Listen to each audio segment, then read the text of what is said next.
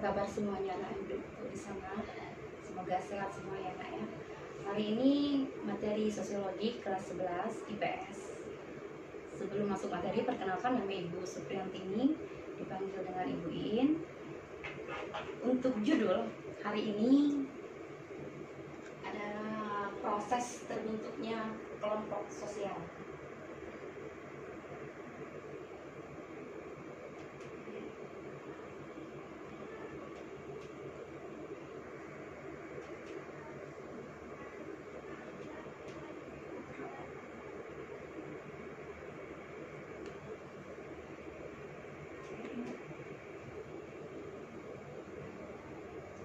Pendahuluan.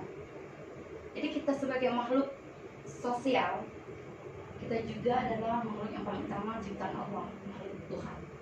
Dua predikat, sebagai makhluk individu dan juga sebagai makhluk sosial. Manusia memiliki naluri.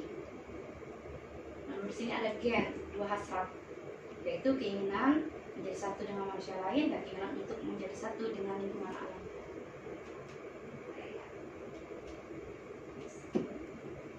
Pengertian kelompok sosial. Jadi di sini kita masuk ke kelompok sosial. Menurut pendapat tokoh Surjono Sukanto, kelompok sosial adalah himpunan atau dua kesatuan manusia yang hidup bersama karena adanya hubungan di antara mereka secara feedback atau timbal balik. Kalau menurut Horton, di sini kelompok sosial merupakan kumpulan manusia yang memiliki kesadaran akan keanggotaan saling berinteraksi. Jadi ada hubungannya. Karena kenapa? Manusia tidak bisa hidup sendiri. Manusia membutuhkan manusia lainnya. Syarat-syarat dalam kelompok sosial. Jadi ada pendapat tokoh di sini mengatakan, Surjono Sukanto mengatakan syarat-syaratnya ada 5. Setiap anggota kelompok harus sadar bahwa dia merupakan bagian dari kelompok yang bersangkutan. Ada hubungan feedback. Ada juga faktor memiliki bersama. Antara hubungan mereka bertambah erat. Biasanya di sini faktor keturunan, famili, keluarga.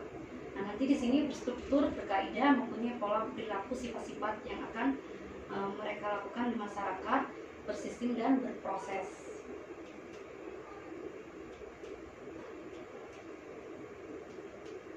Ciri-ciri kelompok sosial. Jadi ada ciri-ciri bagiannya terbagi 5. Dia nyata. 2. Memiliki struktur sosial. 3. Adanya norma-norma. Jadi norma-norma yang berlaku ini ada 5 norma. Norma agama, norma kesusilaan, adat istiadat, dan norma kesopanan. Memiliki kepentingan bersama. Ada tujuannya di sini, Nak ya. Ada tujuannya. Adanya hubungan interaksi. Jadi hubungan interaksi ini akan berjalan melalui apa? Melalui komunikasi di antara para anggotanya. Kalau mereka tidak ada komunikasi, tentunya tidak akan ada interaksi.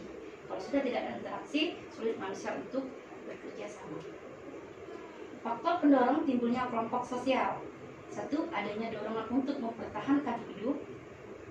2. Dorongan untuk meneruskan keturunan. 3. Dorongan untuk meningkatkan efisiensi dan aktivitas kerja. Jadi di sini lebih mendominan kerja. Kita membutuhkan manusia yang lain. Jadi antara satu manusia dengan manusia lainnya saling membutuhkan. Itu yang disebut dengan interaksi. Dari interaksi akan berkembang menjadi kelompok sosial.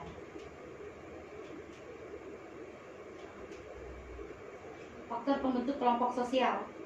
Di sini ada 2, faktor kedekatan dan faktor kesamaan.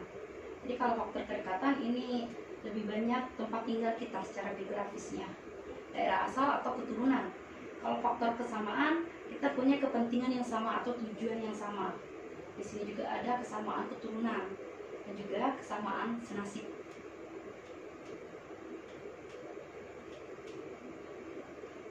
Proses terbentuknya kelompok sosial.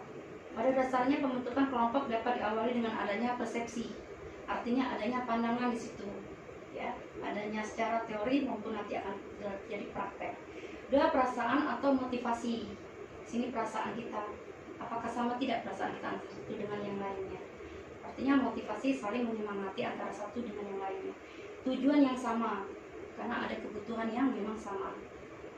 Independensi, artinya di sini merdeka, tidak mengikat antara satu yang lain. Kita bisa menentukan keinginan kita di sini. Jadi kembali ke diri sendiri, berpikirnya seperti apa nantinya dalam interaksi nanti. Nah, yang terakhir interaksi. Jadi kalau sudah ada interaksi ini, adanya kerjasama antara satu dengan yang lainnya.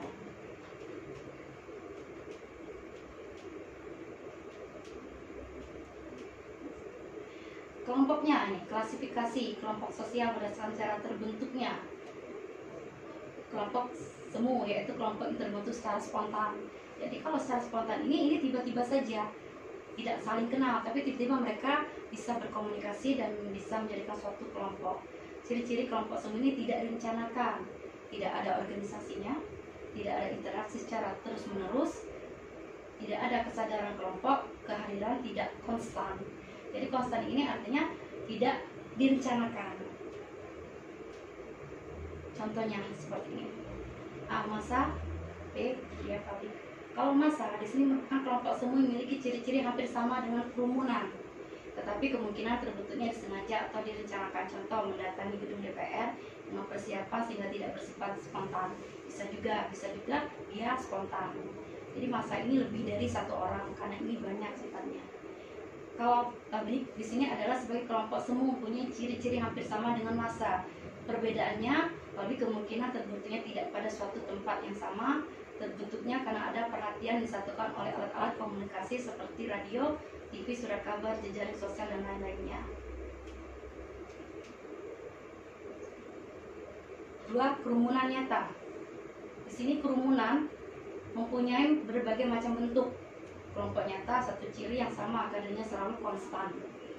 Kelompok stationary group. Di sini adanya kelompok statik, yaitu bukan organisasi, tidak memiliki hubungan sosial berdasarkan jenis, di antaranya contoh kelompok penduduk usia 10-15 tahun di sebuah kecamatan. Artinya di sini kalau kita contoh lingkungan pendidikan sekolah, baik tingkat dari TK sampai ke SMA. Nah, di sini mereka akan berkumpul ya, untuk apa? Untuk soal pendidikan, juga mereka akan nanti bermain di situ. Jadi kelompok statistical group namanya. Kalau kelompok kemasyarakatan ini memiliki kesadaran kesamaan jenis, seperti jenis kelamin, warna kulit, kesatuan tempat tinggal, tapi belum ada kontak dan komunikasi antara anggota, tidak terlihat dalam organisasi karena tidak saling mengenal. Tapi kalau sudah terjadi saling mengenal, akan terjadi namanya interaksi sosial.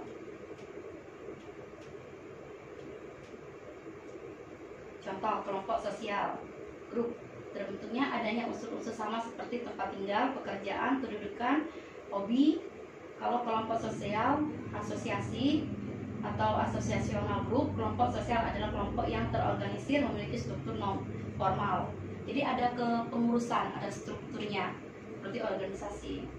Demikianlah presentasi Ibu hari ini, menjelaskan materi kelompok sosial. Dari hari ini pertemuan yang pertama, kalau misalkan tidak paham atau belum mengerti, boleh tanya secara langsung kepada Ibu.